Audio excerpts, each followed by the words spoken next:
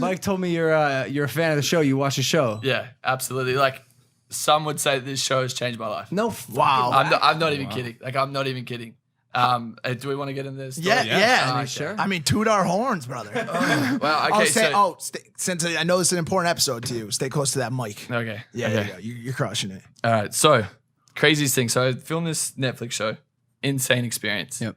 And I remember one day I was, it's pretty heavy. So I was in a bad headspace. My mum, I just finished the show. I came back to New Zealand. I was in New Zealand there for the bit. Yep. And then my mum fell off a horse, broke her knee, ribs, bad way. So I had to fly back to Australia and I was living with her for a bit. And then I had a loss in my family.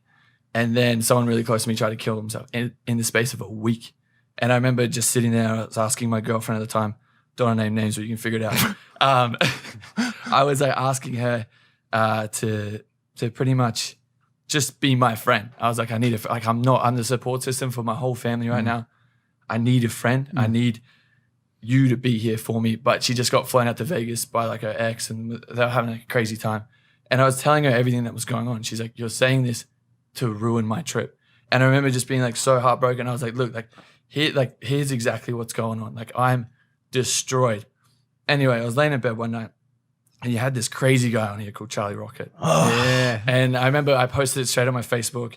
I didn't really listen to it the first time. And then I played it again and I was like, holy shit. Like this is the right like mentality, especially in, this is the most depressed I've ever been, the darkest time of my entire life. Like I was broken. I was broken down. I asked said girlfriend at the time, I was like, look, like, let's go anywhere in the world. I just need to get away. I need my best friend. I just need you to be like a friend to support me. She's like, you're literally like, you're being inconsiderate. And I was like, look, if roles reverse, I'll be there for you. Hands down. I would I would spend my last dollar to be by your side because this shit is crazy. Like what happened to me in that week, like completely just ruined me. Like I was bad.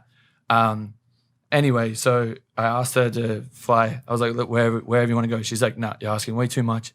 Anyway, Christian, my best friend who's here, he was just like, fuck it, like let's go to Bali. Like let's just do it. Like me and him.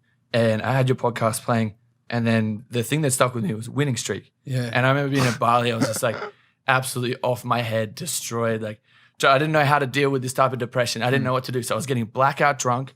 I was like looking at like alternatives. And I'm like, nah, this isn't me. Like both my parents are alcoholics. I was like, I don't want to go down that path. Like what can I do? And then I just kept playing like winning streak in the back of my head.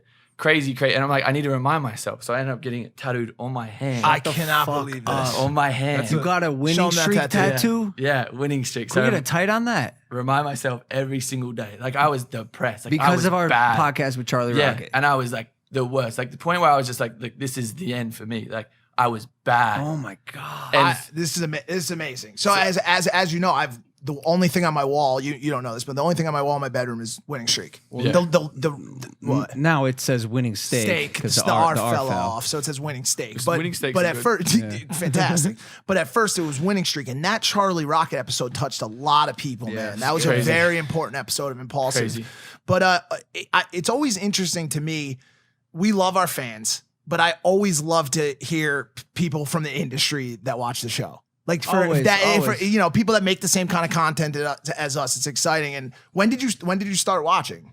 I don't know. Like I've always watched your stuff. Like I've always been like, have lunch and I'll eat it and I'll watch it. I'll be like, this is crazy. Like what you and Jake have achieved. Yeah, absolutely mind blowing. Like how old are you? I just turned 23. Okay, so you're little baby.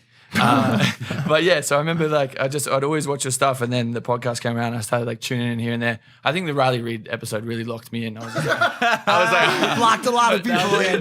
That was the idea. Yeah. That's crazy though. So as a creator, whenever we hear stories about our content actually making a difference in someone's life, it gives you a fulfillment and a purpose as a human that, you know, when we sit on this podcast, we don't see how it affects people and how it touches people. Even with our vlogs, like I have no idea what your laughter looks like or what your emotion looks like when we go through some shit, whatever it ends up being. But I appreciate you opening up because like your story and your experience is the core reason why we do what we do.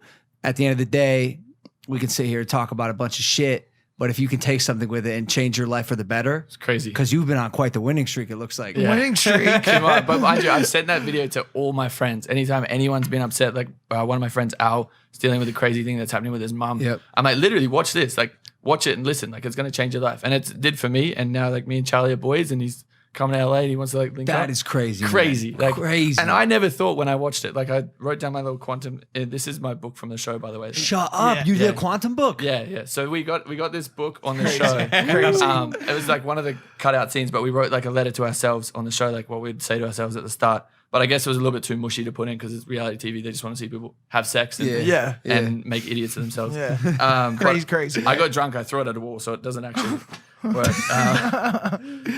But where is it? So I wrote a quantum. So this is you manifesting. Yeah. Okay. But so I watched it and I just wrote it down. I was like, fuck it. Like, who knows what can happen? And when was this? This is like mid last year, like July. Okay. And I wrote it and I just never looked at it since. I was at Goals Quantum, become a millionaire before 23. I'm probably going to be a couple of months late on that. Meet Charlie Rocket, move to LA, get investors, go on Impaulsive. Crazy. Damn, that's nuts. It's crazy. That's nuts. It's crazy. Yo, that is insane. So like the fifth one down, go on Impaulsive. I think you're the first guest to have manifested this easily and then actually made it happen. It's crazy. We get people that come up to us all the time, right? And I'll see you on the show. I'm gonna be on your show, and you're the one who did it. Yeah, it's right. And the funniest thing is, I DM'd you like I think when I won my first TV show, I come into LA and I was like, "Yo, two big stallions just come off a reality dating show. Let's come on the podcast." And I'm like, he's never gonna fucking read this. So I unsent it. Yeah. You unsent it? Bro, you unsent it, right? Yeah, absolutely. Bro, I'm telling you, that's the new wave. Same style, same shit. You send it. I had followed everyone. I'm like, I don't want anyone to think I'm like a fan, like coming into this world. Like it's crazy. No, it's nuts, bro. Yeah, that's the behavior for sure. But I'm excited for you because it's crazy that you took the principles and applied them that we talked about in that episode, applied them to your life. Yeah. And then to the fucking T, winning streak. It happened. Like, it's how many crazy. times you need to hear it? It's crazy. That's the secret. Like, my biggest thing about manifestation is you have to feel it. Like, I'll always be in the shower and I'll be like, I have to feel that this is happening. I felt when I was on the show, I was like 2 weeks before I went on the show, I knew I was going to get a girlfriend. I didn't know who she was. I didn't know what was going to happen. I knew I was going to fall in love. I manifested it. I was living at his house and I was literally laying in bed every single night. I'm like, this is going to be the biggest show in the world.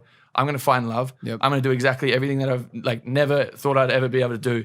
Manifested it for 2 weeks and everything's happened. Everything that I said would happen has happened, which is insane, which is crazy to say.